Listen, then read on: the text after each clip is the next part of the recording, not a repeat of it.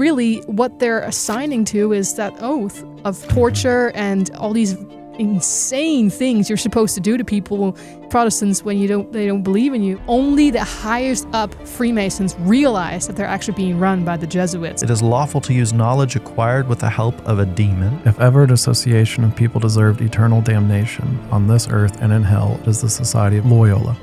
Yet with our system of religious liberty, we can but offer them a refuge. You start scratching anybody who is connected to the assassination of Lincoln, you're going to find Jesuits. You're going to find people who were Jesuits, people who were related to Jesuits, people who were connected to Jesuits, people under the authority of Jesuits. It's a Jesuit plot. Hitler himself confessed that he learned much from the Order of the Jesuits and that he transferred much of that organization into his own party. The million-dollar question then is, how influential are the Jesuits today? Welcome back to Heritage and Hope Ministries. Today I'm joined by James and also Dr. Brian Hustad and also Danique from Little Light Studios. Danique, thanks so much for joining us today. Yeah, thanks for having me. Yeah. Hey, real quick, before we continue, we are speaking at a conference in North Carolina coming soon. Take a look at this trailer so you can get the details.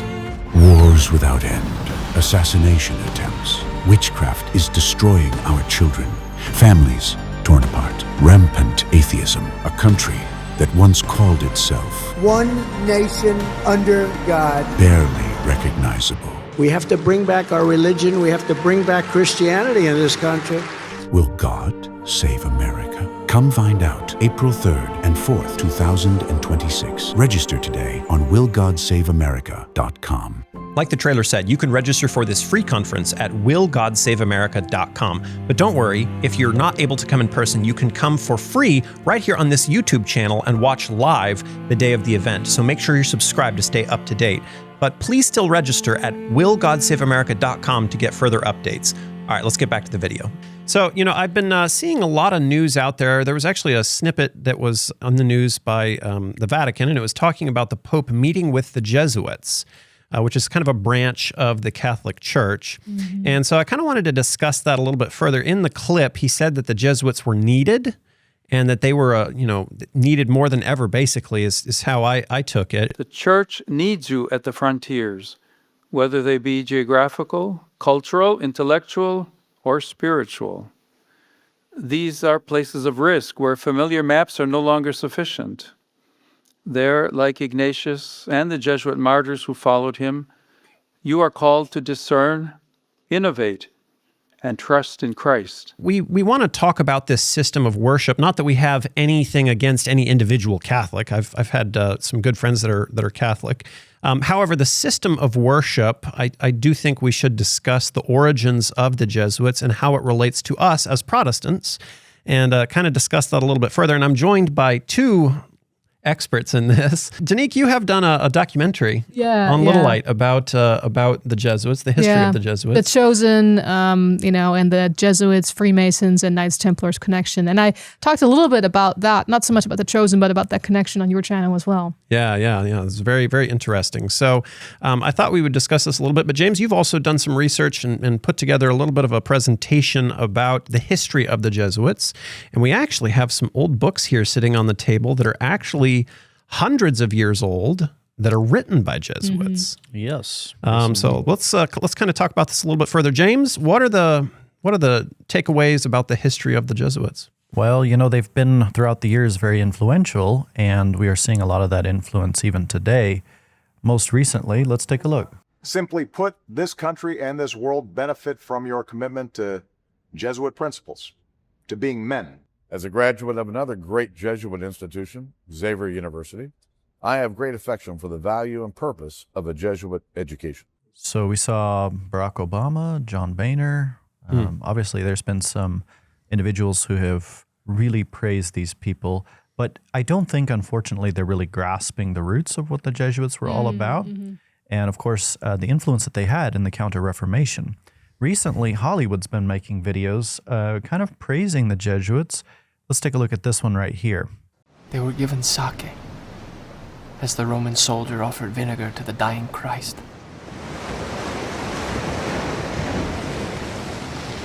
I prayed they remembered our Lord's suffering and took courage and comfort from it.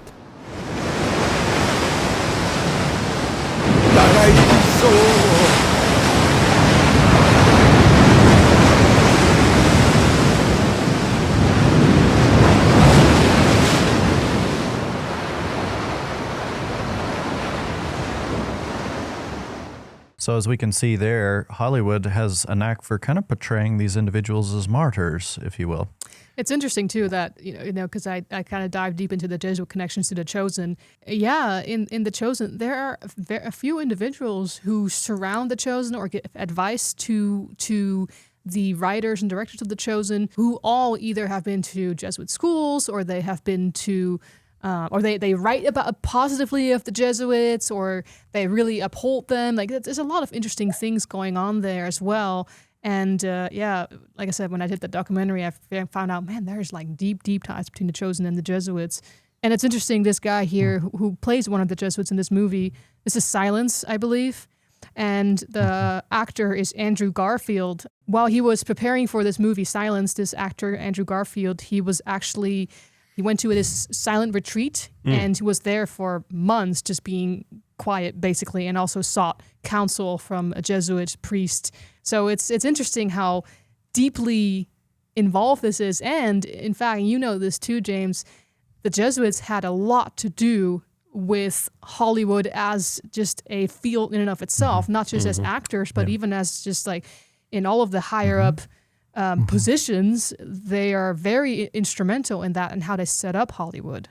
The relationship between Hollywood and the CIA has continued since the time of Donovan, having influenced countless films.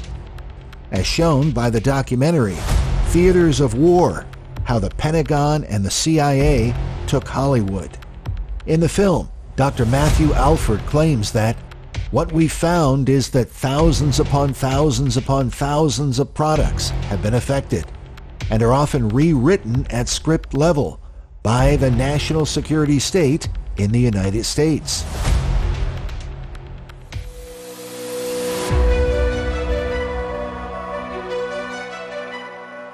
Some believe that Hollywood movies are really a modern version of what was known as Jesuit theater in centuries past, where the order communicated ideas through dramatic plays.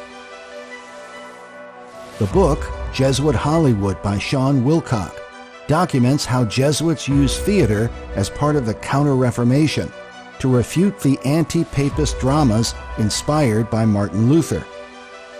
Wilcock writes that the Jesuits saw the theater as having a very great purpose in their schemes to promote Jesuit religious propaganda to the masses. Far from being a minor instrument for teaching, the Jesuits incorporated the use of dramas, dance, and opera in their schools and missions around the world. In the 20th century, they were even responsible for creating the official production code for making movies in Hollywood. Also called the Hays Code, after Congressman William Hays, it was originally intended to prevent immoral practices from being communicated on film. The code was developed by Catholic publisher Martin Quigley, along with a Jesuit priest named the Reverend Daniel Lord. The code was upheld for some 20 years by a Jesuit-educated Catholic named Joseph Breen, who became the central figure associated with the moral boundaries imposed on the film industry. At one point, Breen was even said to have more influence over world opinion than Hitler, Mussolini, or Stalin because of the tremendous power he had over the content of Hollywood movies. Yep. Well, and how many, you always see in Hollywood, it's a priest. Yep. You don't ever see an evangelical pastor with a tie. It's always a priest. Yep. And I mean, like I said, the origin of Hollywood is from Jesuit theater. Yeah. And also, there's writings by a professor from, it was like an arts or liberal arts university in Los Angeles, California, that kind of area. And he writes this scholastic essay about the Jesuits and the infiltration of Hollywood in the time of the Reformation as a way to counter the Protestants and the Protestant Reformation. They were actually using theater as a form to counter the Reformation by storytelling and drama. But it specifically said they didn't care about the genre. It could be anything that really was unbiblical and going against the principles of Christianity. They're like, they don't care. They just want to use whatever they could. And that eventually evolved into what we have today, which is cinema. The Jesuits have influenced Hollywood and the film industry since its very inception. Check out this document, this essay, this scholastic essay, I should say, written by Henry Schnitzler. He is a member of the Department of Theater Arts at UCLA, and this was actually published by John Hopkins. And he talks about a Jesuit priest called Anastasius Kircher, who invented the magic lantern, which was the first device to project images. Kircher's student, another Jesuit, Gaspar Schott, documented these advancements, which later paved the way for motion pictures, which is what our whole movie industry is based on. Another Jesuit, Claude Francis Millier de Chalais, discovered that the human eye perceives light and color rather than objects in motion, which was a foundational principle of filmmaking. Yeah, from a Protestant perspective, I know that there's been a lot of people throughout the years who've really questioned, for example, some of their history, and specifically I'm talking about the extreme Jesuit oath. Mm-hmm. So there was a story in the 1912 elections here in the United States, 2 candidates for Congress in Pennsylvania. There was Eugene Bonnewell, a Democrat, and Thomas Butler, a Republican. Mr. Bonnewell, the unsuccessful candidate, there was some brought out during this whole debate and between these 2 candidates, the Jesuit oath, because obviously one guy was trying to cast shade on the other one, and the extreme Jesuit oath had a lot of stuff within it that was really, really, I would say too hot probably to read for YouTube, perhaps. I mean, we can take a look at it, but some of it's pretty awful stuff. And over the years, some people have suggested, well, it was a forged oath, it wasn't actually accurate, and have pointed back to, a couple of individuals to suggest that it wasn't really genuine. One of the interesting pieces, though, was, and by the way, there was a second document as well, the Secreta Monita, which was a secret instructions for the Jesuits. Mm-hmm. The first copy of this was discovered in the Jesuits' college at Paderborn, Westphalia, in a cupboard in the rector's room, and a second copy in the city of Prague in 1611. There was Jacob Gretzer, who was a well-known Jesuit author, who affirmed that the Secreta Monita was a forgery by a Jesuit who had been dismissed with ignominy from the society in Poland, and that he published it in 1616. But this was found later on to be a falsehood when there was a discovery in the British Museum of a work printed in 1596, 20 years before the alleged forgery, in which the Secreta Monita is supposedly copied. So they've tried to deny some of these documents over the years, but really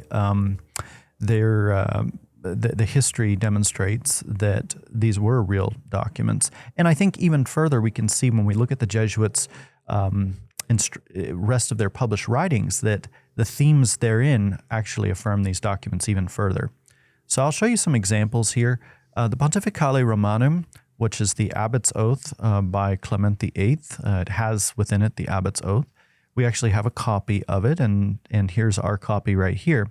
There was an oath in there to swear that the heretics and schismatics and rebels to our Lord, the Lord Pope, or his successors, I will to the extent of my power persecute and beat down. And that is exactly what Rome did. Mm-hmm. So if you look at, for example, Ad Extirpanda Rule 25, that kind of kicked off the Inquisition, there was a licensure there of torture. Yeah, we actually have Ad Extirpanda, the license for torture, in this book right here. Who wrote that book? Well, this was written by 2 Jesuit authors, Philippe Labe and Gabriel Cossart of the Society of Jesus. So this is a Sacrosancta Concilia. It's basically a history book that contains a lot of the councils and decrees and different convenings of the Catholic Church going back for a very long time. This is a multi-volume set. We only have this single copy of this, but we do have that book right there. The big one right there is actually the same series. It's just an older version of it, so it's bound a little differently. Mm-hmm. But yeah, we actually have, in the first few pages of this, we actually have that rule about torture right there. So crazy. So, I mean, we're not making it up. It's right in their there. writings. Yeah. It's interesting because the Jesuits really came about as the Catholic Church's answer to the Protestant Reformation. Mm-hmm. Yeah. And so for people who might not know this, the Catholic Church at one point, and this was prophesied that was going to happen in the Bible, in Daniel chapter 7 specifically, part of also Revelation 13, it was prophesied that this religious power was going to basically rule over kings, nations for 1260 years. And 538 AD, that's when the Roman Catholic Church really became that world state power. And so that's where we get the Dark Ages from, right? Like for so many years, people were not having access to their Bible because it was forbidden to have Bibles. And so the Catholic Church decided what you're supposed to believe. And then, when the Protestant Reformation happened and people started protesting, which that's what Protestants mean, like we're protesting. And let me say it right now, the protest is not over. That's when the Roman Catholic Church came about with the Jesuits. And I think what people might notice today, which is so different from this, is, Jesuits are just really nice, good people. And many of them probably, are, but really what they're assigning to is that oath of torture and all these insane things you're supposed to do to people, Protestants, when they don't believe in you. And so they were going around presenting themselves as pious Christians and even blending in with Protestants, pretending to be Protestants, which even happens today, when in actual reality, they're trying to win you over to come back to what they call the Mother Church. That's really what they were about, which is a secret society. Yep. And they were well known for being violent and using poison, I think, was actually one of the things they were mainly known for. Yeah. And if you want to know, they can maybe try to hide from the oath, even though we have evidence that it's real. Yeah. But look at their actions. Yeah. How many countries were they kicked out of? Yeah. I think even with Andrew Garfield, that movie, that was Japan. Yeah. And were they kicked, I believe they were kicked out of Japan. The one things that we find here in the Catholic Register is that there is no crime that the doting warrior charges against us which we must not plead guilty. He says we are trying to make the United States a Catholic country. We are certainly are doing all in our power to accomplish that. I mean, we're seeing that today. And you see in the Western Watchman, will the Catholic Church give bond that she will not persecute at all? They go on to state that the Catholic Church gives no bonds for her good behavior. She's made mistakes in her policy, which she promptly corrected as soon as discovered, but there's no promise that basically her clergy are not going to be carried away by popular passion again. Now, in the congressional record, there were also publications from priests that the church, when they needed armed men to enlist as crusaders, the young men of the church shouldered the musket and saber and obeyed the orders of the church. I mean, if that doesn't give you pictures of like January 6th, at the Capitol, that you're talking about January 6th. I think we have to be careful because we don't want our audience to think that we're siding on one side or the other. Right. What you're basically saying is that there are puppet masters behind the scenes that are pulling the strings to try and orchestrate something for an end, and the end is not one side winning or the other side winning. It's the Hegelian dialectic. It's order out of chaos. Yeah. And so through that synthesis, that grinding, that synthesis, you achieve the desired end.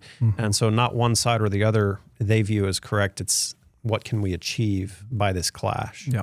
I mean, this is kind of what they're all about, is calling upon the clergy to organize the laity, female, old and young, into secret societies, that the men and boys may have competent instructors to give them military training, that they may be prepared to aid and sustain our faith in an emergency. We read in the Great Controversy that in the 13th century was established the most terrible of all the engines of the papacy, the Inquisition, and ultimately it was the Jesuits that kind of took control and really made it what it was.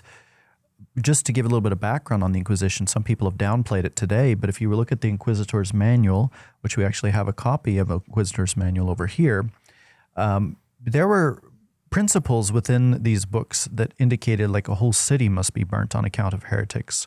Whoever pleases may seize and kill heretics. And this was directly contrary to the principles of Christ in Luke chapter 9, where he was really against his disciples who wanted to burn down a city that rejected them. You can see in the same Inquisitor's Manual that prelates or inquisitors may torture witnesses to obtain the truth. What? And so ultimately it was the Jesuits who really became the ones who became champions of popery, cut off from every earthly tie and human interest and dead to the claims of natural affection, reason and conscience wholly silenced. They knew no rule, no tie but that of their order. And so really they became kind of these ultimate fanatics for Catholicism to really push it to a degree. Take a look at this, Alex. What do we find right here about the Inquisition? The merited odium, which has overtaken the Inquisition, usually officered by Dominicans, has induced the Jesuits, whose own controversial methods have been different, to disclaim all connection with that tribunal and to represent their society as free from complicity in its acts. But in truth, it was Ignatius Loyola himself who procured its erection in Portugal, 1545 to 1546. One of the very few cardinals of the society was Inquisitor General of that kingdom in 1655. So actually in one of the Jesuit churches, there's an allegorical statue of the church of Huss or Luther being destroyed. And you can see kind of Huss and Luther being cast out of heaven there by presumably Mary. But let's take a look at the history right here of Ignatius. He was born Inigo Lopez de Oñaz in Loyola, in the castle of Loyola. And the early records describe him as kind of being brash and easily offended. There's a kind of a magnificent monastery there today dedicated to his memory. He was said as a youth to kind of be a violent, brutish sort of man, so not a really kind individual. And let's take a look at this clip right here. Pamplona is lost, Loyola. I say we fight.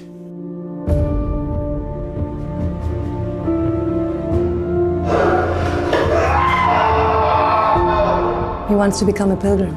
He wants to go to Jerusalem and beg his way there like the holy pilgrims of old. But he's a Loyola. What will people say? If you could hear the voice of God, would you want to keep it secret? You know what this council is capable of. Do you really want to die? So unfortunately, in a battle with the French in Pamplona, he shattered his leg with a cannonball. And it ricocheted and shattered his leg. And his plans for the future as a great warrior were kind of ended there while he was recuperating. He read about the saints and about Jesus, but these were fanciful books about the saints and really kind of not really good content. He made his way to the mountains of Montserrat to visit an image. And here we find at this monastery, there was the Black Madonna right there. Well, he spent 3 days in confession and an entire night before this and committed himself to Mary.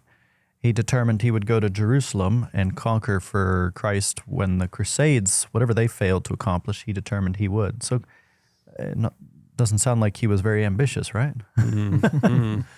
But yeah, he couldn't go because Barcelona had the plague. He ended up staying at Manresa, which you can see pictured right here. And he spent 10 months in a cave in which he had kind of exhaustion and dreams and visions, right here in this cave. He claimed that the secret doctrine was taught to him. In his eye, he saw like flashing lights and believed that he had chased Satan like a dog with a whip. So it's interesting that he says that, but like, did he ever leave the cave and go into daylight? Is that not known? Yeah, couldn't tell you there, but obviously he was spending a lot of time, in... Yeah. That much time in solitary and in darkness, it's not very good for your mental health. So it wouldn't surprise me if you start seeing weird things, Yeah. It's respectfully, but I wouldn't immediately say, oh, this guy had this dream or this vision and it's from God, when this is a very, I'm assuming I'm surrounded by medical people, a very medical thing that could happen, right? Yeah. Oh, yeah. Yeah. I think in the pagan world as well, caves were kind of known as where the deities dwelt. Oh, wow, yeah. And so him going to a cave specifically kind of actually reminds me of what Andrew Garfield did in preparation for that movie, just kind of going in a silent retreat. Yeah. Makes you wonder if he was doing, I guess we're going to get into spiritual exercises here in a second. Yeah. So, he was. Yeah, he was doing that's that. what he was doing, yeah. So in 1534, Ignatius and 6 others, mostly of Castilian origin, met in Montmartre outside of Paris in a crypt beneath the Church of St. Denis to pronounce promises of poverty, chastity, and obedience. There's a magnificent cathedral there. And he was known for his occult powers. It kind of reminds me a little bit of some of the accounts that we have of like Simon Magus in the Bible.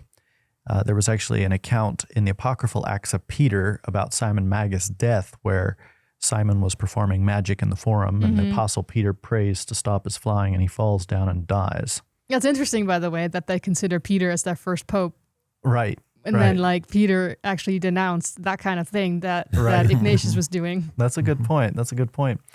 Right here, we have a picture of the bull, Pope Paul III's bull, that confirmed the order, the Jesuits' order, Regimini Militatis Ecclesiae. So Pope Paul III was kind of a controversial figure himself during the Council of Trent. At that time in the city of Rome, there was thought to be 45,000 harlots that would actually pay from what they made through their harlotry to the Roman see. So, yeah, he was kind of a bit of a pimp, if you will. And here he was licensing the Jesuits. But the powers given to Loyola and his followers included excommunication, to confer orders, preach and administer sacraments, to change their general, etc. If you think about the power that excommunication itself held, if anybody could go kill somebody who was excommunicated, it was basically the power to put somebody to death if you felt so inclined. Yeah. There's a Jesuit saying, I believe it's basically like the murder of a tyrant is not murder at all. Yeah. Yep. Yeah. So they first proved themselves in the hospitals, and there you go. Yeah. So kind of, starting out presumably doing menial work. So the perspective that I came to from medicine was always very much involved with the person as opposed to the disease that happens to be in a person. It really goes way back in my training of service for others, but with the very strong theme of intellectual rigor and integrity and honesty, which again, it's something that I didn't deliberately choose it. It was there from almost the minute I was born with my parents, and then the idea of going into a long period of education under the Jesuits was just very natural to get me to where I am today. So if you take a look at this account right here, the followers conducted themselves in the Venetian hospitals. They performed the most menial services, sweeping and scrubbing the filthy floors, cleaning the chamber utensils, and a lot of menial stuff, but some of it was quite extreme. Alex, what did Xavier do here? It says here, not only did they perform the most menial services, sweeping, scrubbing the filthy floors, cleaning the chamber utensils, putting the dead upon biers, and digging graves, but they chose just those labors which were most calculated to produce loathing and horror. When Xavier was once requested by one of the patients to scrape out an abscess, and he felt rather squeamish about it, he put his hand, which was covered with purulent matter, in his mouth in order to put his self-control to the extreme test. Simon Rodriguez invited a leper who had been refused admission to the hospital into his room and shared his bed with him. Wow. Didn't Jesus say, don't test the Lord your God? Well, this reminds me, this is like a almost like an extreme form of asceticism, right? Like you saw over in the East. But here we see right here in one case, laying down in a bed where there was pediculosis and just some awful stuff that they did to try and shock and awe. But, they set up universities. St. Francis Xavier learned scores and scores of languages in India and Japan. At first, only 60 of them were allowed, but that was ultimately later on removed by the bull Exposit Debitum of Julius III. And they became teachers of the people. Now, obviously, they were also involved in the Counter-Reformation. Yeah, so we got three people here. We've got Alcazar, obviously, with his Vestigatio Arcanae Sensus and Apocalypsis on the left. Mm-hmm. And we've got in the middle Francisco Ribera, and we've got on the right Manuel de Lacunza. So we had Preterism, which came in really with Alcazar, and then Futurism with Ribera and Lacunza. And so can you expand a little bit on what that means for people who don't understand those terms? Well, so we've got Preterism, which places everything at the beginning, and then we've got Futurism, which kind of places all the prophetic events at the end of time. Yeah. And so, these individuals promoted these ideas as a means of countering historicism in the Protestant Reformation. Well, this is interesting, though, because the reason why they did that is because so many of the reformers, and there's like gobs and whole lists of them, they all pointed to the Catholic Church, not the Church, but specifically the Vatican, and it's like the papacy as a role, right? And we never talk about the Antichrist as like the Pope itself, because many popes have gone and come. It's the seat of the papacy. They all pointed to them or the papacy as the Antichrist. And so they're like, well, let's get the heat off of us. Let's come up with some theology that the papacy or that the Antichrist came in the past or is in the future yet to come, and how many Protestants have accepted that theology today? Well, and looking at this, they had to create the Jesuits to take heat off of the Catholic Church, basically. Yep. But, you see, I think you mentioned this earlier, James, but you said that the Inquisition is being downplayed by a lot of people today. I was just listening to an episode by Walter Veith on his channel Clash of Minds, and in there he highlighted a clip from a Christian nationalist, a prominent Christian nationalist, that said that a lot of people are talking about the Inquisition and the Dark Ages and talking about how horrible it was, but that wasn't really the case for the majority of Christians at the time. Majority right now would say, well, the Dark Ages were terrible, and they're burning witches, and everybody is oppressed by Christianity and by, the clergy, and it was just this horrible, horrible time. Whereas at that time, the majority would disagree. The majority during those centuries would say, no, Christendom is great. We love Christ. We love his church. We're making incredible advancements. We've pushed back on the darkness and on driven literal demonic spirits out of northern European tribes and places and the Americas and all this kind of stuff, and making incredible progress, incredible discoveries and charting new maps and innovation and inventions and. So I'm of the persuasion that I think that the whole idea of the Dark Ages is a psyop. I think that the Dark Ages was actually a golden age, and that the Great Enlightenment is actually the dark spell that has come over the West, and that if anything, we're in the Dark Ages now. So the thing is you have this downplaying, like you said, of the Dark Ages when this was going down, when true Christians were being hunted and persecuted. And it's being glossed over. It's like people that deny the Holocaust. I had been over there to Austria and to Germany, and I have sat there and actually walked in and seen the ovens where they killed people. I've been to the concentration camps, and to deny the Holocaust and say, oh, well, there wasn't that many people that died is just a flat denial of history. But yet there's similar people who go and deny the Protestant Reformation, the Inquisition, the Dark Ages, of what God's people were persecuted through. And I'm assuming this Christian nationalist was obviously an American. Yes. Yes. Like we're living in America, a country that was founded of people running away from that tyranny that were being persecuted. Right. Yeah. What are the numbers, like 50 plus million? Something like that.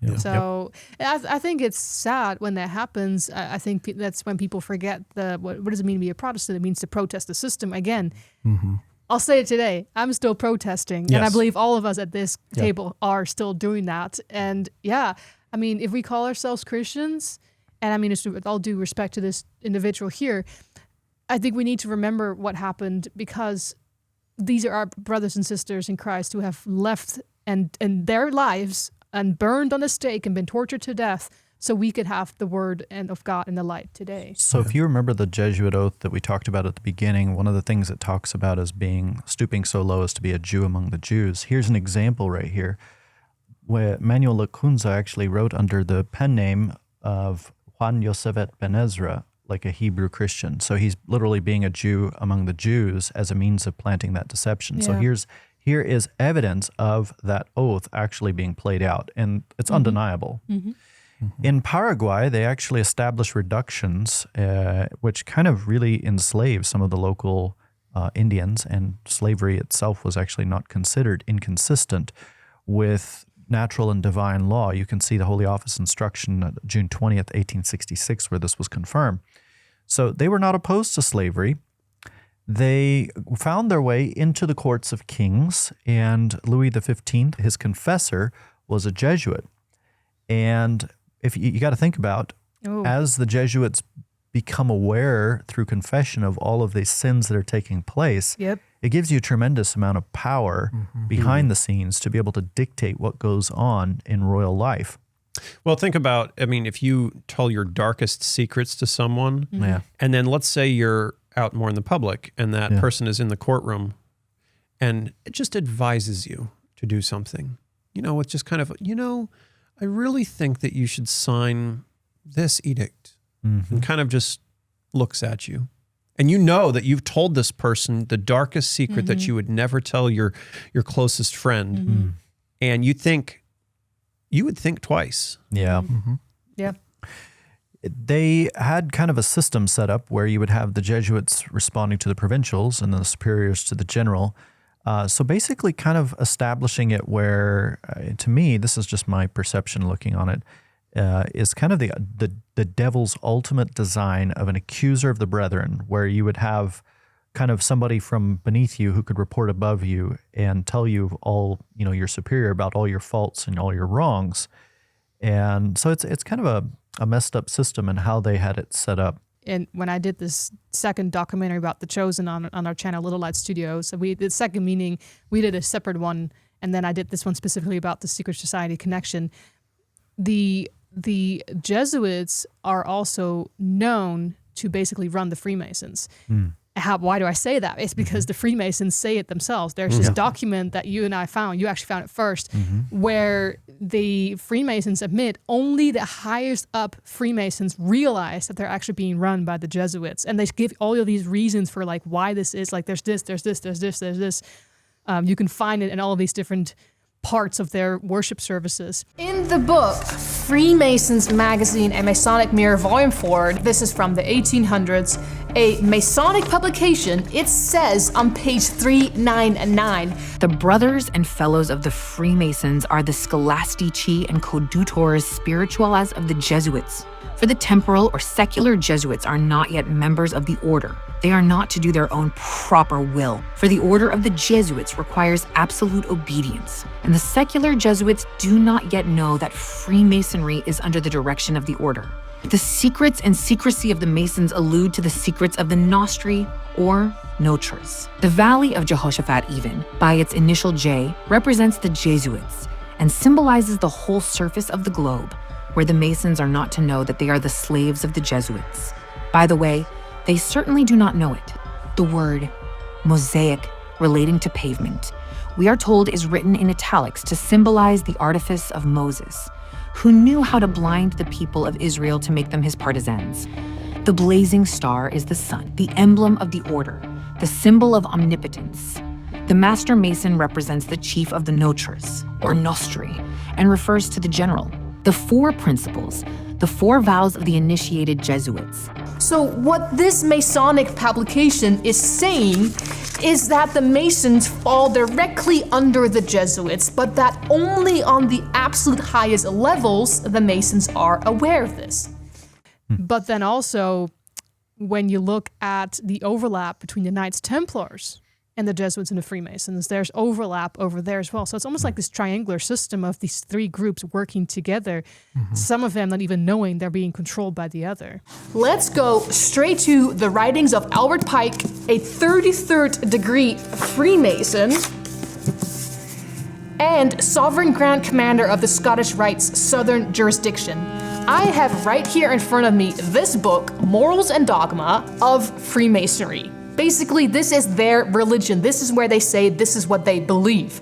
Now, in chapter 17, Pike writes, the Templars, or poor fellow soldiery of the Holy House of the Temple intended to be rebuilt, took as their models in the Bible the warrior Masons of Zerubbabel, who worked holding the sword in one hand and the trowel in the other. Therefore, it was that the sword and the trowel were the insignia of the Templars, who subsequently concealed themselves under the name of Brethren Masons. The name Frères Maçons in the French was corrupted in English into Freemasons.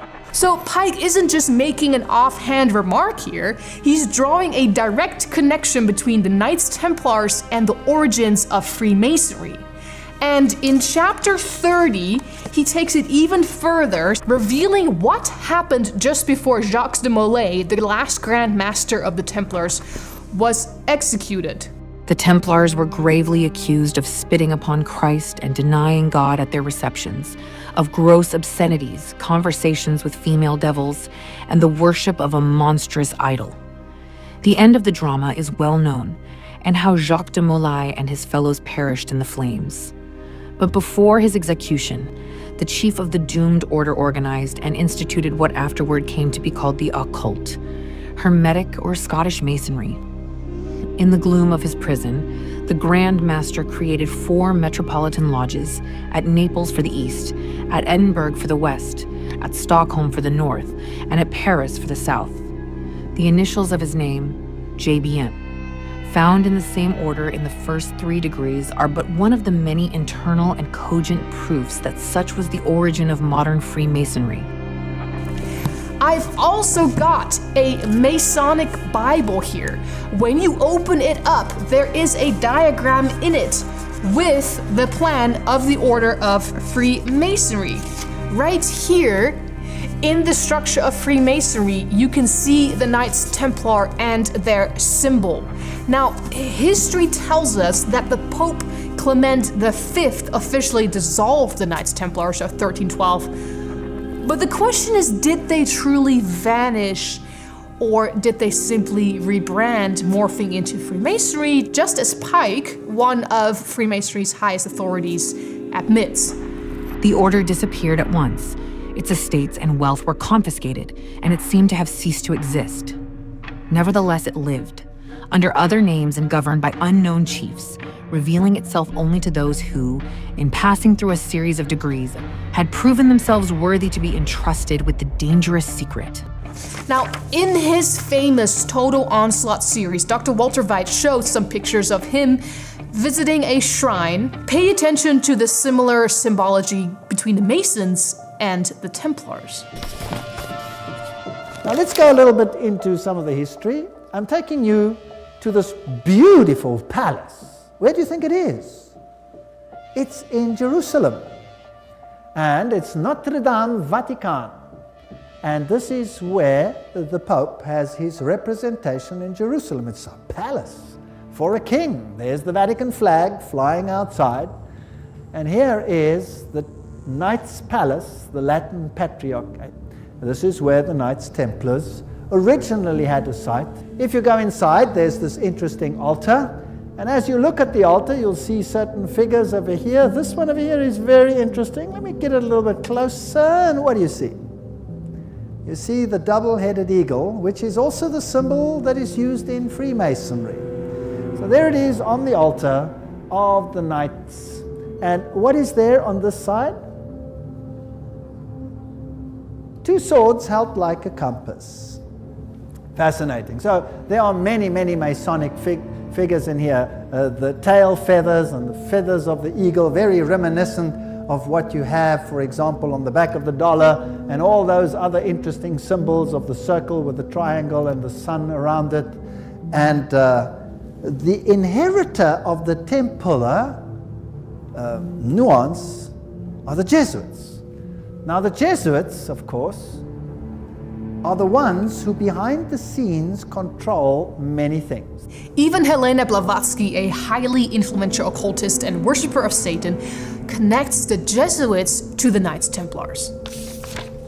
So Blavatsky said that the modern versions of the Templars were actually inspired and influenced by the Jesuits to try to Christianize what the Templars actually believe, and of course especially those flavors that are connected with Freemasonry. It's not just us making these connections. Let's take a look again at Walter Veith's Total Onslaught series as he shows you how the Knights Templars, Jesuits, and Freemasons are all basically the same thing. Christianity and the secret societies, we could just summarize it as follows. The old Babylonian religion gave rise to Kabbalism.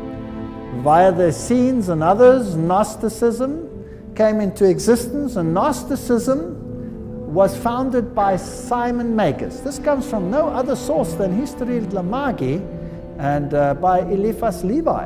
Wow, that's a high Masonic source. So Gnosticism, founded by Simon Magus. Then this Gnosticism, with its secret doctrine, was eventually, over time, through many intermediary organizations, carried over to the Knights Templars.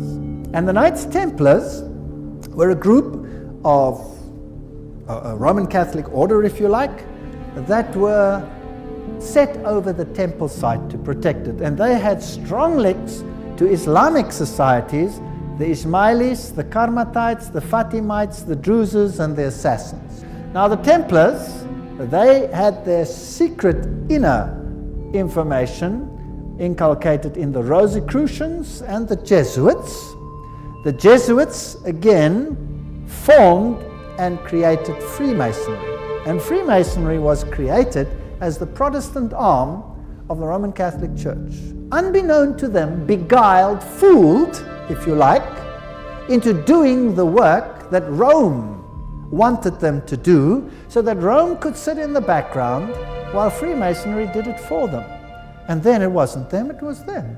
And it was mainly Protestants that were doing it, and not Rome.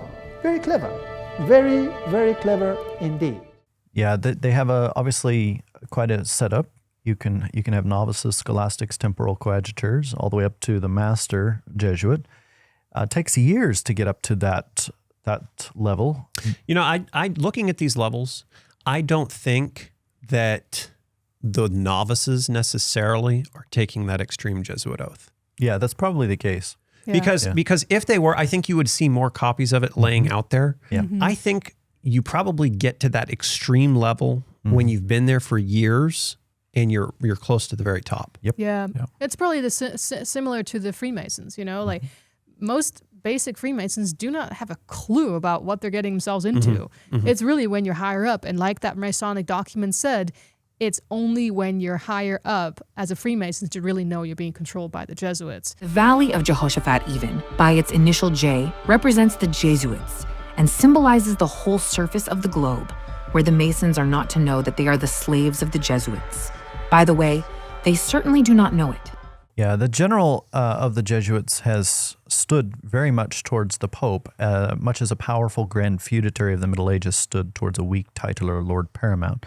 So in a sense, from Gurie's doctrine of the Jesuits, we find that it's a very powerful order, even perhaps above the Pope himself. And the Jesuits boasted of this. You can see where they say that our Father General, as all know, governs Rome itself and the Popedom. We make war at our pleasure betwixt one prince and another, between the prince and his subjects, usurp dominion over cities and countries, fearing no discovery of our actions. Since our commerce is chiefly with great men, we know every public secret and can in a singular way dispatch heretics and enemies of the Roman court. So this is the current general today, Arturo Sosa. And if we go back through the history books, in many cases, there was they arrived to such power that when the Italian Acquaviva became the Father General, he gave his hand to be kissed as the Pope, his toe. Obviously. Now, I've heard it referenced that this is the Black Pope. Yeah. And then you have the front-facing Pope, which is the White Pope. But the Black Pope really pulls the strings, more so than the regular Pope, right? Yep. Yeah. So we read right here that one of them, Doza, blasphemously preached, "In these last days God hath spoken to us by his son Ignatius, by whom he hath appointed heir of all things, by whom also he made the world." Wow. What? Yeah. Wait. So now Ignatius is the creator of the world? Put him in the place of Christ. Yep. That is crazy. Read that one more time for me. Yeah, so in these last days God hath appointed to us his son Ignatius, by whom he hath appointed heir of all things, by whom also he made the world. What? So let's take a look at some of the works here. This is the spiritual exercises. One of the points right here is que lo blanco que lo veo, creer que es negro, si la iglesia jerárquica así lo determina, which is, I will believe what I see as white, I will believe as black if the hierarchy of the church so determines. So basically, you were to turn over even your reasoning powers so that you could not even look at basic reality without the Pope's permission. But let's take a look right here. In this work, we see that on the back page, the Pope heating the fire that burned London, the Jesuits kind of starting fires in every corner of the world. And that's exactly what they did, so much so that there was a point where the rulers had had enough. They were eventually kicked out of Paris, Portugal, and Spain. This account right here in 1762 by the Jansenist sympathizer Abbé Chauvelin, who denounced the Constitution of the Society of Jesus, which was publicly examined and discussed in a hostile press. They gave a warning that when these Jesuits were exported, if a single Jesuit, even though sick or dying, is still to be found in the area under your command after the embarkation, prepare yourself to face summary execution. So it was basically kicking them out under under threat of death if you missed a single one. The ones that sign the oath will sign their life to the service of the Pope. So they'd rather die than give in, I suppose. Yeah, and ultimately, while governments realized the Jesuits were, kicked out and they tried to kick them out, there were still rumors at one point that the Jesuits in the days of Bellarmine had actually killed and poisoned Pope Clement VIII. It got so bad that Pope Clement XIV actually issued a suppression against them. So they were suppressed by Rome. I think Rome had kind of enough bad press as a result. But they were very shortly later on revived. In 1814, Pope Pius VII put the Jesuits back into power. And Brian, what do we read of John Adams here? I'm not happy about the rebirth of the Jesuits. Swarms of them will present themselves under more guise ever taken by even a chief of the Bohemians, as printers, writers, publishers, schools of teachers, etc. If ever an association of people deserved eternal damnation on this earth and in hell, it is the Society of Loyola. Yet with our system of religious liberty, we can but offer them a refuge. Pretty strong words. Yeah. A lot of people talk about the Jesuit order and they'll say, oh, that's just a bunch of conspiracy theory. Look, you just saw John Adams, who's writing to Thomas Jefferson, okay? He signed the Declaration of Independence. This isn't like some tabloid story. This is like verifiable history. Well, some say that, they say it's in the past, but I don't believe they're still actively acting like those Jesuits today. But I think there's plenty of evidence for that it's still going on. Well, it's like, show me the pinpoint where suddenly they dropped everything and they were like, oh, we're good guys now. Yeah, exactly. Like where is that? Yeah. Well, you'd have to give up on Rome at that point. And then also just, again, going back to the documentary made about The Chosen, like, why would all of these ties still be so strongly and still be around and the influence be so great if they have completely changed? Yeah. Now, this was a confession of some of their beliefs right here.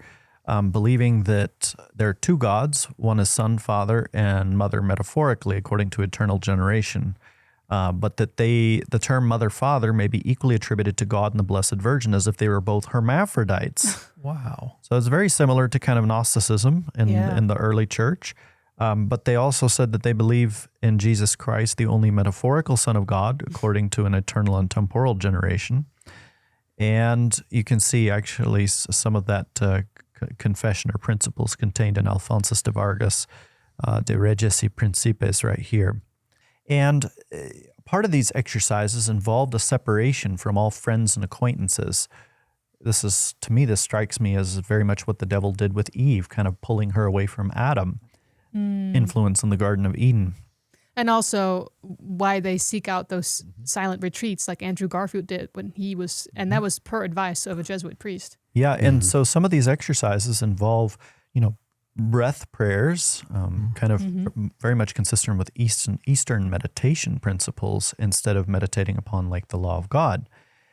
They would also make like themselves as a temple for God to dwell in, but kind of looking at how God dwells in creatures and elements and vegetation and animals. It's very kind of a pantheistic idea of how God dwells in everything. Well, and this is something that I think we should possibly give a slight word of caution to our viewers, is because there are books of a new order that have been printed that have crept even into Seventh-day Adventism, that actually have some of the baseline features of the spiritual exercises of Loyola. Yeah. And I remember being at a local church and having a book brought in that was like, oh, well, this is going to be what we study for the next 3 months.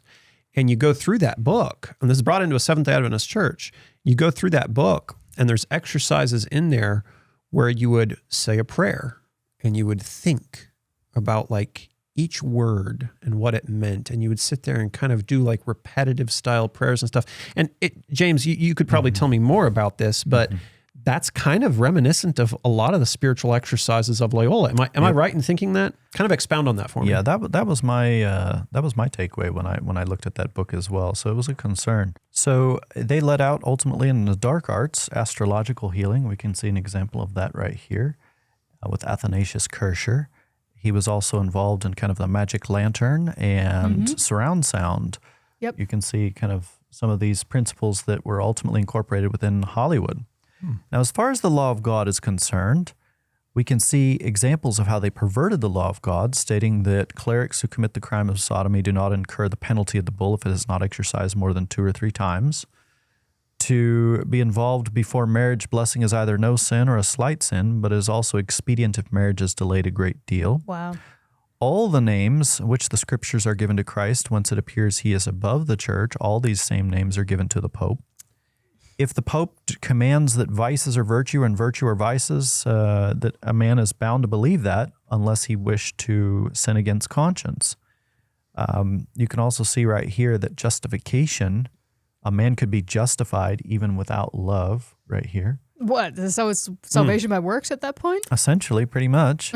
That it was lawful. It is lawful to use knowledge acquired with the help of a demon. Oh, my. And it is lawful to use knowledge acquired with the help of a demon. You know what this reminds me of is how the CIA talked about how they had remote viewers. Right. There was actually an episode on the Sean Ryan show where they had, which he's like a military guy, but he had a remote viewer who was working for the CIA come on. Yep. So according to Jesuit thought, that's perfectly fine. Yep. You can do that. Now, and actually, he asked her specifically, this is very interesting, and we should put this clip in, specifically if she ever remote viewed the crucifixion. And she just like her eyes started blinking and it was just like spaced out. It was like a demon who just like couldn't even answer the question. I think there's some demon possession there. There was also the whole thing about the Ark of the Covenant that they were doing with that too, but we won't go there. You can see right here, they allowed secret theft. If for some reason they cannot obtain equality in court independently, servants could compensate themselves extrajudicially in secret. But, I think if ever you need evidence that the Jesuits, especially in its origin, and I believe still today, and especially at the higher levels, are not Christian, it's this right here. It's the fact that they say, we essentially get help from Satan and it's okay. Yeah. So here we can see also, and of course, some of these books that the Jesuits wrote, which we have copies of. We found Vicarius Filii Dei in there as well. Can you explain what that is? Yep. The 666 name that adds up to 666. Yeah, in Roman numerals. Yeah, we've got other videos on our channel kind of covering the detail on that, so check those out. But this Jesuit work right here from Peter Alagona said that if God says to murder, rob, and fornicate, it is our duty. So you think about what door that opens there for sin. Because he said, don't do all of those things very specifically. Yeah. So they must serve another God. Yeah, I was about to say, I wonder which God they serve, because my God, my biblical God doesn't say that. Well, I mean, we can go back to the other slide where they said it's okay to get knowledge from a demon. I mean, but you can unpack just really their theology. But it's really the nature of God, right? Like the notion of eternal torment, right? It's not a loving God then. Right, yeah. If you delight in the torment of watching people burn for thousands of years. And the devil was a murderer from the beginning. Yeah. And it just literally says, if God tells you to murder, then it's okay. Right. I think it really goes back to the history of how the Catholic Church was started. If you really understand how it came about, some Catholics believe that the Catholic Church was around in Bible times, which that's not accurate. And no. The theology is very different. But anyway, it was really when Roman Emperor Constantine had a vision or a dream just before he went into battle. He had this vision of a cross. The Kairos. And it said, by this sign you shall conquer. It was a Christian cross. So he said, okay. So he smeared that cross on the shields of his men. They went, they conquered. He said, well, I guess I'm a Christian now. And so he started blending, and he might have been genuine, I do not know, but he started blending his Roman beliefs, worshiping the sun and the Saturn and all the planets, with some of his Christian beliefs. And very slowly out of that, and this is all historical, you can all look it up, very slowly out of that eventually came the Roman Catholic Church. The Roman Church was given power by the states, and out of that came Catholicism, right? And that's why it's called Roman Catholicism, because it's Roman is still the origin of it. It really diverts from Protestant, and I would say also from specifically biblical Christianity for that very reason. And so I do believe that there's many, many, many Catholics who are very genuine in their faith.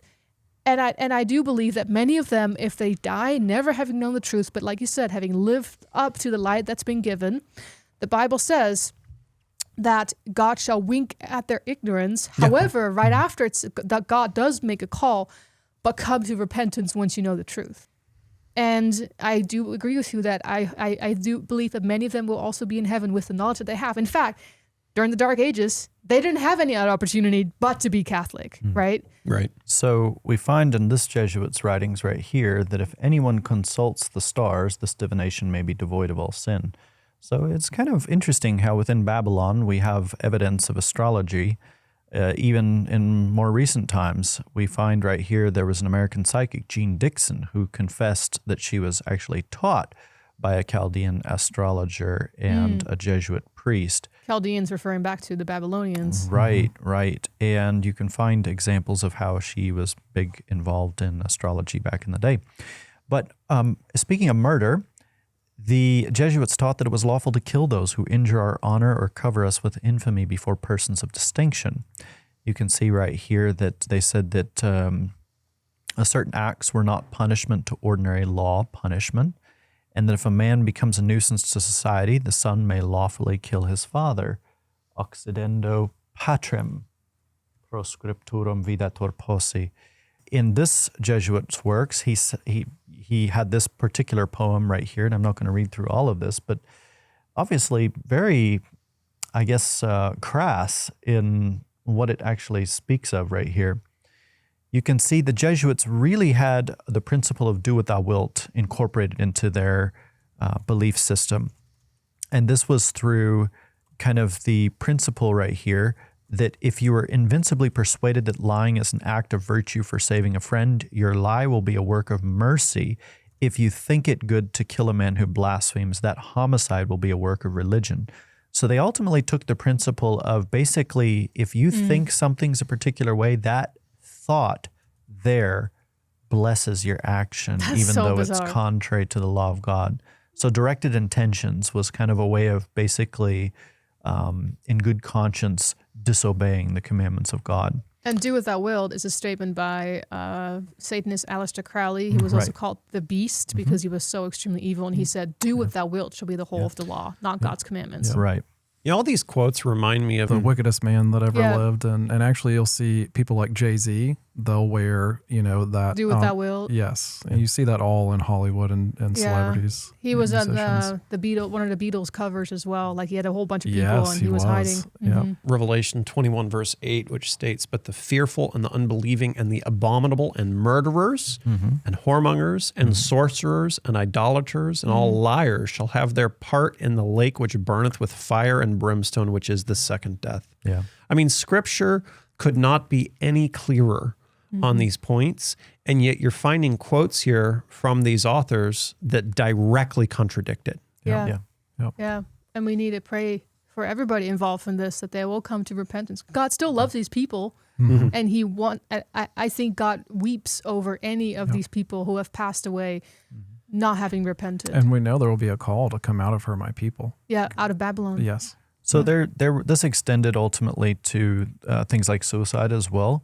But the Jesuit Antonio Casnetti said, do what your conscience tells you to be good and commanded. If through invincible error you believe lying or blasphemy to be commanded by God, blaspheme. Yeah. So this one right here said that a prostitute can legitimately receive payment, but she must not put the price very high. So they didn't want their harlots to pay high prices or charge high prices. Oh, yeah, because why? They want to use them? That would be the question. I mean, yeah. Is that what you're saying? I said earlier, as long as it's 2 or 3 times, it's okay. So the scriptures right here in the Faith of Millions said that the simple fact is the Bible, like all dead letters, calls for a living interpreter. So the question box answers also refers to the Bible as a dead and speechless book. But they say that no Catholic has the scripture as a waxen nose or as a dead letter or as a lesbian rule. The rule is most certain to us and the letter is most lively and vital. But the way that they arrive at that conclusion is because they have the Pope to go and interpret it for them. Otherwise, to Protestants, they call it a dead letter. Now, there was also this statement that Blaise Pascal, who was a Jansenist, kind of opposed the Jesuits on.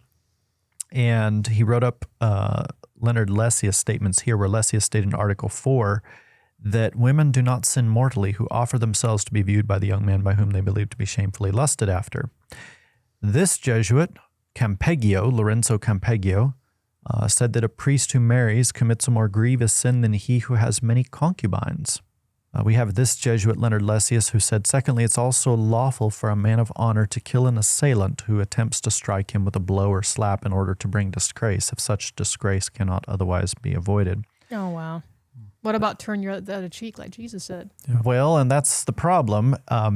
Robert Bellarmine himself praised terrorism, but he also says that he accuses Luther of being ignorant for thinking that the church never burned anyone, because he said that the church had burned almost an infinite number, were burned or otherwise put to death. He speaks about the utilitarianism of terrorism and how effective it was at eliminating the Donatists, Manichaeans, and Albigenses. Wait, that really makes me think how much have they been involved in like recent terrorism? Yeah. You know? Yeah. Well, this Jesuit right here said that a pope can kill by a single word, for having received the pasture for the sheep, has he not received the right of cutting the throats of wolves? Yeah, this one says right here that children, they say, are obliged to denounce their parents or relations who are guilty of heresy, although they know that they will be burnt. They may refuse them all nourishment and permit them to die with hunger, or may kill them as enemies who violate the rights of humanity. Now, ultimately, this is what took place at St. Bartholomew's Massacre in 1572. Edmund Auger, this Jesuit, gave a sermon in Bordeaux describing the St. Bartholomew's Day Massacre in Paris and Orleans, an angelic execution of divine judgment.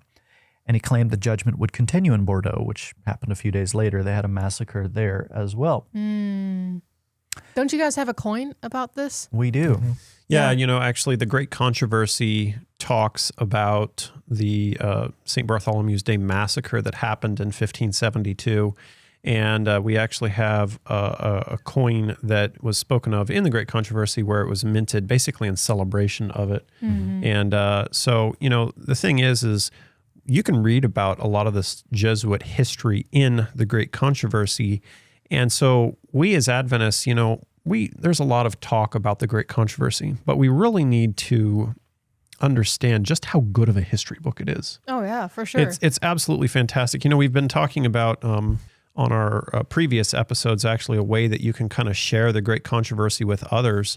And you see, I have my phone right here. And if I take my phone, actually, I have a little card right here.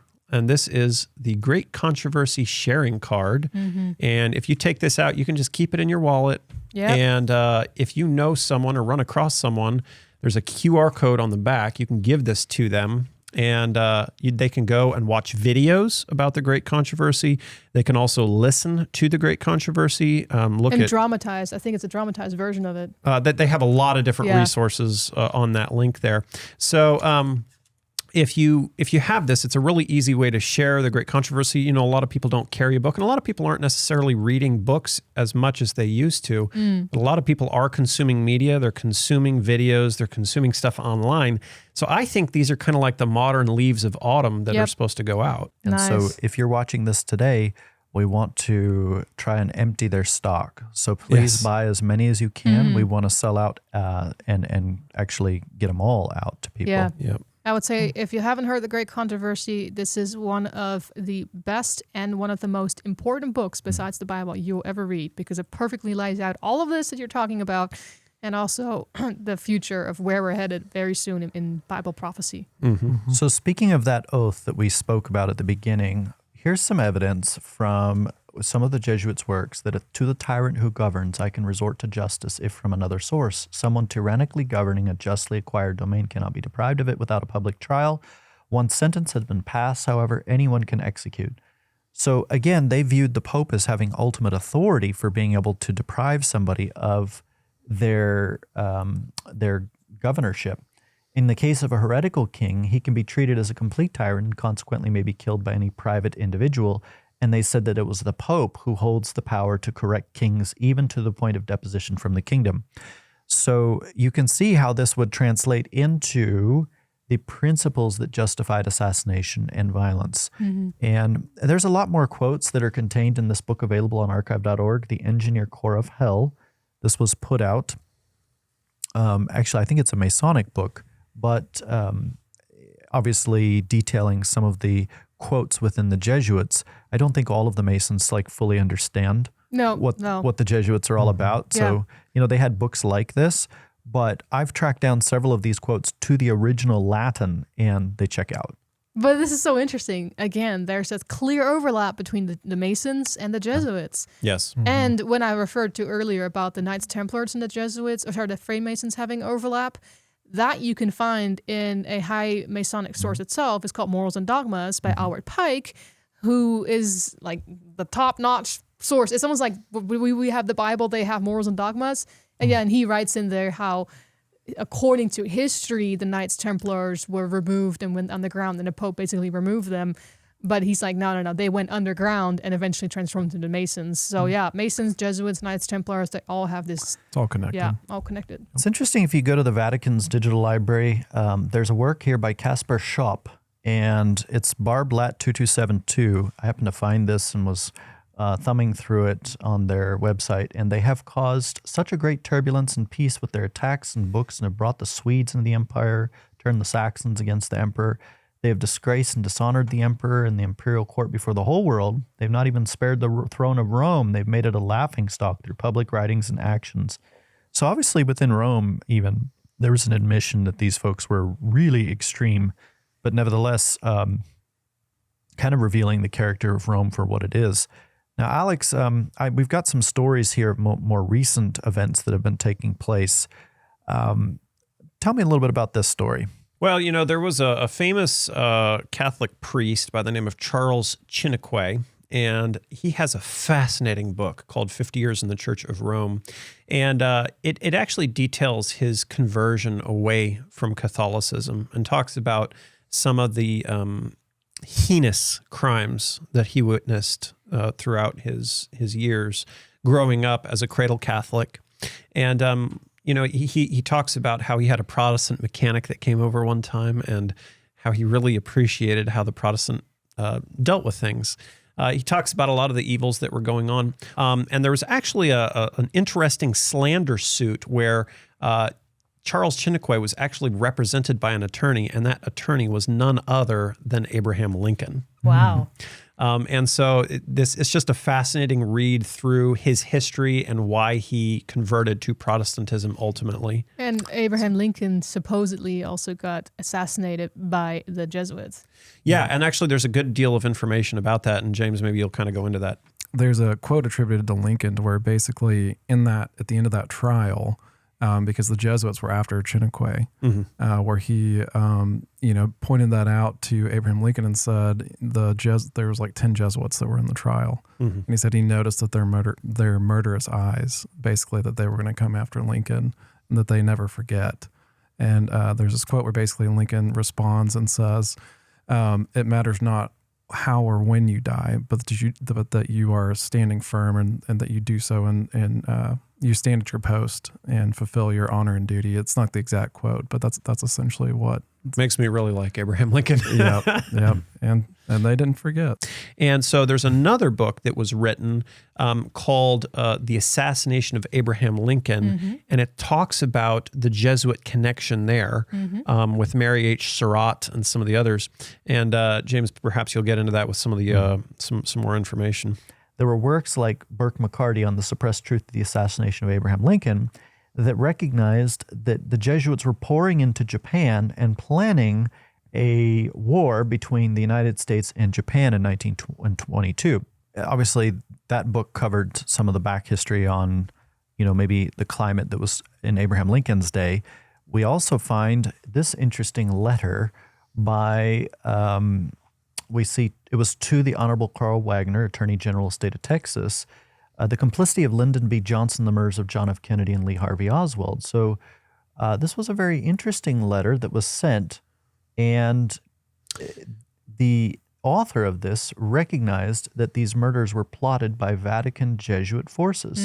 So I believe this was a general who actually wrote this letter, and November 27, 1963. But it just shows that we're not alone in recognizing in modern times that they've been involved. There was another work that detailed some of the warning about the Jesuits, or at least Rome, egging on Japan to annex Mexico, seize on the Philippines, on Hawaii and Alaska, and wipe off the United States of America. Now, this was written by Jeremiah Crowley in 1913, and this was obviously well before Pearl Harbor, but you can see how people within that sphere were recognizing Rome's moves and kind of calling them before they happened. Hitler himself confessed that he learned much from the Order of the Jesuits and that he transferred much of that organization into his own party. And Walter Schellenberg, the former chief of the Nazi counter-espionage, said that the SS organization had been constituted by Himmler according to the principles of the Jesuit order, and their regulations and the spiritual exercises prescribed by Ignatius of Loyola were the model Himmler tried to copy exactly. Mm-hmm. And Franz von Papen himself said that the Third Reich is the first power which not only recognizes, but which puts into practice the high principles of the papacy. You know, Hitler was also very interested in some of the Eastern methods and Buddhism and Hinduism, that kind of a field. Kind of mystic, occult things. Yeah, exactly. Yeah. One thing I find interesting is in the Jesuit church, which if we ever go over there to Rome, we're going to have to take a look, is this this piece of art by Vincenzo Pandolfi, a 20th century piece of art. And it depicts this mighty house of worship inside the Chiesa il Gesù in Rome. And it just reminds me of the encyclical Fratelli Tutti, because Fratelli Tutti is all about everybody coming together. Kind of this big, grand ecumenical movement, the Jesuits' ultimate plan, if you will. Many, many, many doors entering into this house of worship, right? Look at all the different styles of religion you see represented with all the little places of worship all circling. Mm-hmm. Yeah. Yeah. And we see this again today, right? In Bible prophecy, the wound shall be healed eventually. And that's what's happening right now. It's getting its power back. Since 1798, when the French General Berthier took the Pope captive and took off his power, that's when the wound was inflicted, which is symbolic in Bible prophecy for that event to happen. And now it's slowly starting to heal. And when it's fully healed, he will have his full power back, which is we're really close to that. But how many doors did the Old Testament sanctuary have? Just one. You have just one. Jesus. Christ is the door, the truth, the way, and the life. And what we have right here is Antichrist is saying, there's many doors, many doors. Yeah. You can enter to God through many different faiths. And we see that kind of reflected in some of these encyclicals like Fratelli Tutti and others, which are calling everybody together. But it's going to be a final struggle, a final great conflict between Babylon, all her allies, and the remnant, those who keep the commandments of God and have the faith of Jesus. Not her remnant, God's remnant. God's remnant, yeah, exactly. And so we're going to see that battle at the end of time. Yeah, I think it's just fascinating. You were talking about what happened in 1798 when the Pope was deposed. There's a fascinating little backstory behind how that deadly wound was given, where you actually had a French general who was named Leonard Dupont, and he was shot and killed in Rome during riots outside the French embassy. And he had come to push some of the French ambassadors to push revolutionary ideas. But the problem is that the Pope refused to recognize the French revolutionary government and said, nope, I'm not going to meet with them. And so that's when tensions broke out, and you ended up having General Berthier come in and say, okay, and take him captive. And so it was almost through this, the Pope being like, no, I'm above meeting, that you had that deadly wound given. Mm-hmm. Do you guys remember a couple years ago when Kenneth Copeland, who's a prominent evangelical pastor, when he went to visit the Pope with a bunch of other evangelicals? I know that I know that he went. Yeah, there's pictures of him. He talks about it. Kenneth Copeland. Yeah. He's not very much on board with being a Protestant anymore. No. And then they had this bishop who later on died in a motorcycle accident, unfortunately. He came to Kenneth Copeland's church. And then, he made the statement, the protest is over. Literally, that's what he said. He said, that means you're all Catholics now. And they're all laughing and like, no. But you're serious. Catholics. Yeah. He's being serious. Yeah. We know that the first 1,000 years there was one church. It was called the Catholic Church. And the word Catholic means universal. It doesn't mean Roman. Catholic means if you're born again, raise your hand if you're born again. You're a Catholic. I've come to understand that diversity is divine. It's division that's diabolic. The Roman Catholic Church and the Protestant Lutheran Church signed an agreement that brought an end to the protest. This brought an end to the protest of Luther. Brothers and sisters, Luther's protest is over. Is yours. Nei quartieri ci sono famiglie che si vogliono e famiglie che non si vogliono, famiglie che si uniscono e famiglie che si separano. E noi siamo un po', mi permetto la parola, separati. E i peccati ci hanno separati, i nostri peccati. I malintesi nella storia, ma una lunga strada di peccato comunitario. Ma chi ha la colpa?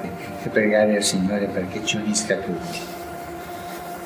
E avanti, siamo fratelli, ci diamo spiritualmente questo abbraccio e lasciamo che il Signore finisca l'opera che Lui ha incominciato. Perché questo è un miracolo, il miracolo dell'unità è incominciato. The beginning of the protesting church. Now you really stop and think about it, but among the people of love, we're called protesters. We've been protesting for 500 years, baby. When that church split took place, and that spirit of division sat down on his throne, we've been dividing ever since.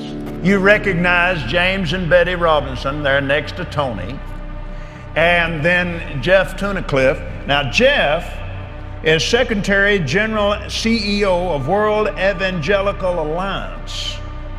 That is one of the largest evangelical associations, if not the largest, in the world. And then down on this other end is John and Carol Arnett, partners in Harvest in Toronto, Canada. You remember the Toronto blessing? It broke out, those are the pastors, it broke out in their church. And so they were there. And then Brian Stiller, Global Ambassador, World Evangelical Alliance, is the man right next to me there on the left. And then the tall guy in the back is Dr. Thomas Schumacher, Martin Bucer Theological Seminary in Bonn, Germany. Now, take a good look at that picture. The night before, we had a dinner together before we met with Pope Francis the next day. That many evangelicals in one room. Folks, you don't get it. Yeah, and ever since, that has been going on and on. I recently saw something. Francis Chan, that's it. And there's a clip of him where he has Catholics come into his church and they pray over him and they pray that whole ecumenical kind of prayer. We ask that you give him eyes to see with hopeful longing the fulfillment of bringing together your bride, the church. Lord God, may it pierce all of our hearts that there is any division in your bride, the church. And Lord, we just ask you to inspire our hearts in every way to overcome every obstacle, every prejudice, every misunderstanding, every shortcoming, and that we would see in each other brothers and sisters longing to be faithful to your Son. Francis Chan has said that he has embraced the Eucharist as well, which is also not according to the Bible. I was sort of interested. Talk to me about Francis Chan, because he's an evangelical that has had some revelations about the real presence in the Eucharist and so on. I don't know where he is at this moment, but what was the thought about talking to him and then including him? Because I think he's an interesting kind of bridge figure, controversial to some people, but kind of a bridge figure at this moment. Yeah, you know, everybody goes through their own journeys, and if you happen to be a pastor and you're going through a journey, and you honor that journey, what happens? I mean, that's a really interesting question. And for me, I was excited to talk to him because I'd heard him talk before, and I had heard him speak about the Eucharist before and his reverence for it. And I thought, oh, this is different. And, to be able to get to sit down with him and to kind of hear his heart about it, I think a lot of people, if they haven't heard his heart on the Eucharist, when they watch, Jonathan and Jesus, they'll be like, whoa, I wouldn't have imagined him having those views. I mean, it's happening all over the board right now, all over the board, just coming back to what they call the Mother Church. Well, you're seeing a lot of the influence of the Jesuits at play even in evangelical America. Yeah. I mean, we have had Douglas Wilson here on this channel, and he himself has embraced the notion of Preterism, basically that the whole Antichrist thing and everything else happened a long time ago. And so where did that idea get birthed from? Well, James already went over that it was actually by Luis Alcazar, who wrote about Nero being the Antichrist power. So you're seeing these Jesuit notions capture the minds of people today. So the question then, that is the $1 million question then, is how influential are the Jesuits today? Because a lot of people will say, oh, well, this is just all conspiracy. Or they'll say, well, yes, they did have power, but that's not really the case anymore, and we don't need to try and constantly look over our shoulders for a Jesuit. We know that if you Google it, how many Jesuits are there today? Worldwide, there's supposed to be around 13,000 to 14,000, somewhere in that number. And it's estimated that there's around 2,000 in North America. Now, that doesn't seem like a lot. I mean, we have 350 million people living in the United States. And according to around 2022, there was only 2,000 of them. Now, I think there could be more that are basically lying in secret. And there's a lot of background showing that they were to pretend to be others. James, wasn't there a discussion about how they would be a Jew to the Jews and a Greek to the Greeks? Yeah. So we saw that, and we talked about a little bit about Manuel Lacunza and what he did. But, claiming to be Juan Josephat Ben Ezra, the sad reality is we've got individuals like Douglas Wilson with the Christian nationalist crowd who are parroting some of the ideas, the preterist ideas of identifying, first century, as you mentioned. But take a look right here.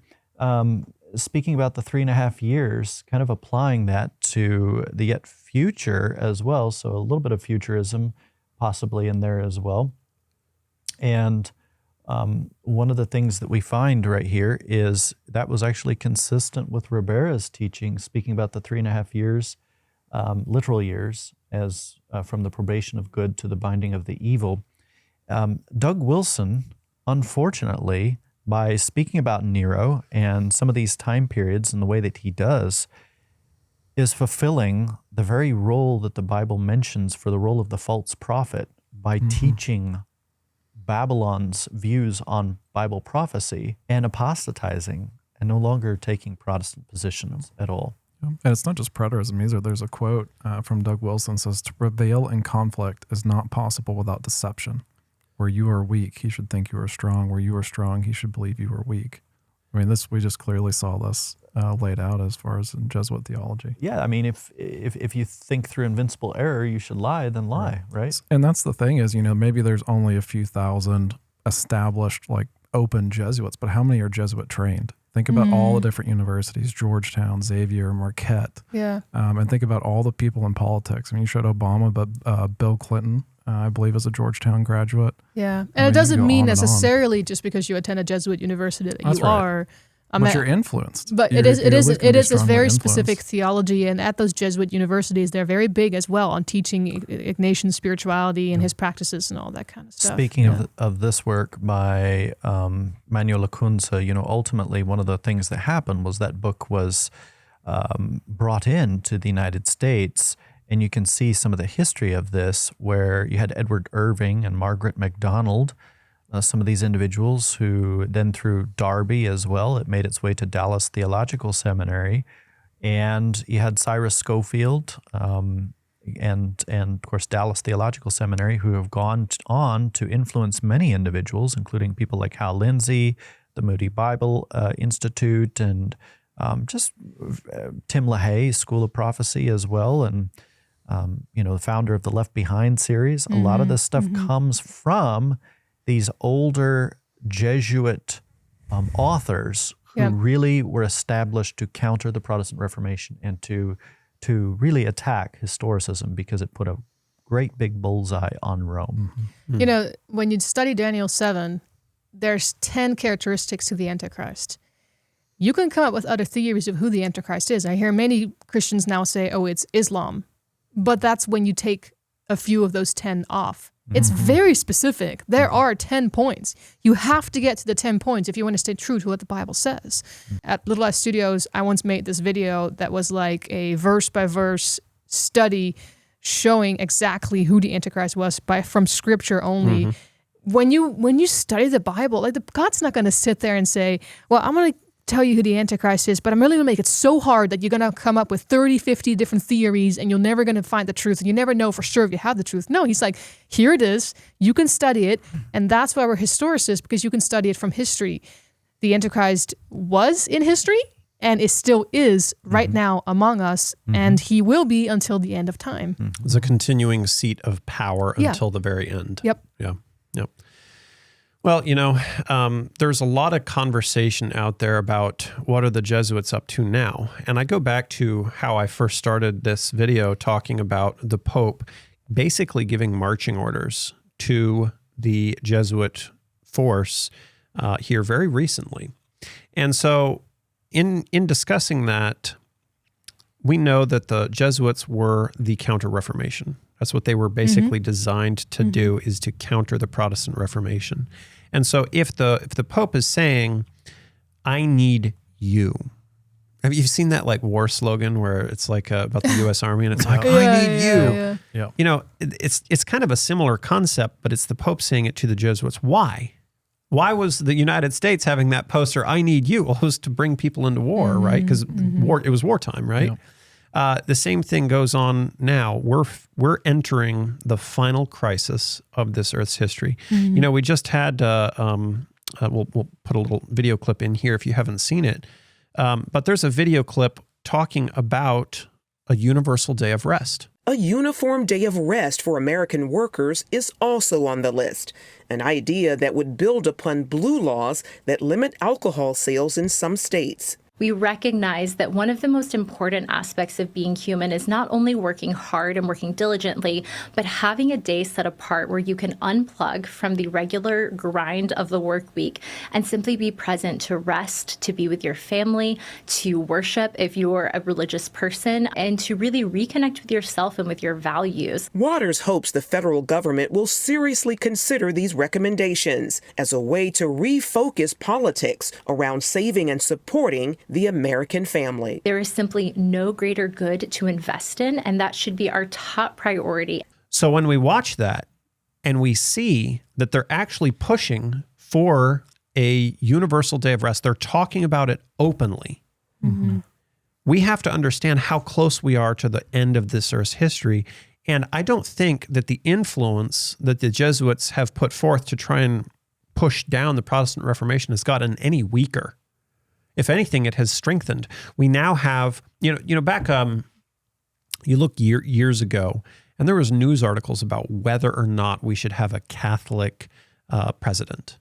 That was the whole debate, right? Yep, I remember that. Is like whether or not we should allow a Catholic to be president. But now we've had a second Catholic president, but now you have Donald Trump in. You have his VP, who's staunch Catholic. You have Marco Rubio. You've got 7 out of 9 Supreme Court justices either are Catholic or have had heavy Catholic influence in the past, attended Catholic, like Georgetown University and that type of thing. Melania's Catholic too, right? I believe so, yes. Yeah. And so you have this overarching circle of power that you have a lot of Catholic influence, a lot of Jesuit influence in. Yeah. How much of that is going to play into this final crisis, the mark of the beast crisis?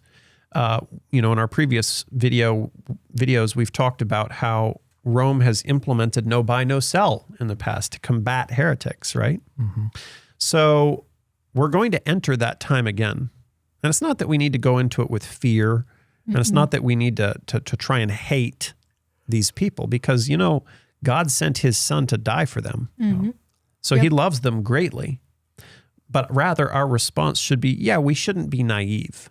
Right? We shouldn't look at this and just be like, oh no, there's never anything like that. It's like, no, we are in a great controversy battle. Yep. There are secret operatives out there. Yep. And our job is to stand on the Lord's side, no matter the consequences, and say, I have faith that he will see me through. Yep. And I want to serve him no matter what the cost. Amen. Yeah, I look at it as a great duty, knowing the precious truths that we have to share them to those others who don't, with this coming time of crisis coming up. And there's nothing that we can do to earn our way to heaven. We don't believe in justification by works, which if you look at Catholicism, if you look at the understanding of what you have to do to escape out of hell and to get into purgatory, and then you have to do so many different things to get into heaven, and it's so many years, and it's like this mathematical formula that you practically have to do in order to get to heaven. Right. That's not the God we serve. Yeah. Jesus paid the price on the cross. And if we claim that by faith, then we can go forward. I've heard stories of other individuals, even today, that have encountered Jesuit forces, even had poisonings take place, for example. And we don't discuss all the specifics of that because, there's some details there that I think need to be left alone until Christ's second coming. Yeah. But we've heard stories of things that have been going on that nobody else is hearing. Yep. All of us sitting at this table, we've heard stories of the Jesuits at work and discussed it with people who have seen the real hand action going forward. Yeah. This isn't conspiracy. We've actually talked about it with other people. Right. It's Christ and then the Antichrist power. Yes. And we're trying to call out the Antichrist power and call the people in that Antichrist system out. Right. We have a duty to understand Revelation. Right. Blessed is he that readeth, and they that hear the words of this prophecy and keep those things which are written therein, for the time is at hand. So there was a blessing in the very beginning verses of Revelation, pronouncing a blessing on those who would read and understand. And if you understand Revelation and you understand what the Protestant reformers thought about the book of Revelation, it's very clear who the Antichrist power is. Yeah. And Revelation 1, verse 1 starts immediately with the revelation of Jesus Christ. Amen. It's a revealing of who Jesus is, as much about Jesus as the Gospels are. Right, right. And so, when we talk about the three angels' message in Revelation 14, there's a duty to warn people. Our foundational message is the three angels' message. Yep. Right. To escape from receiving the mark of the beast, to warn of the dangers of Babylon. And, that's really what the great controversy with these sharing cards that you can get, that's really what it's about, is discussing the history of Christianity for the last 2,000 years. Yep. Yep. And we should also say that you can also get on the Great Controversy for free. If someone has never heard of this before, what's the website for it? We'll link it in the channel description down below so that you can click it, and we'll put it on this video so that you can see it. But don't forget to get your copy of these. You can get like 100 of these, and then you can take one and give it to anybody that you're running into contact with and say, hey, scan the QR code on this and just check it out. It's a really good book. So that's a great way to share with these Great Controversy sharing cards.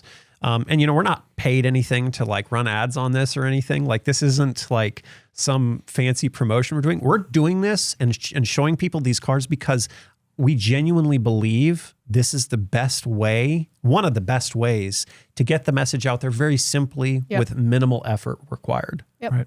So I think we have to keep that in mind as we go forward.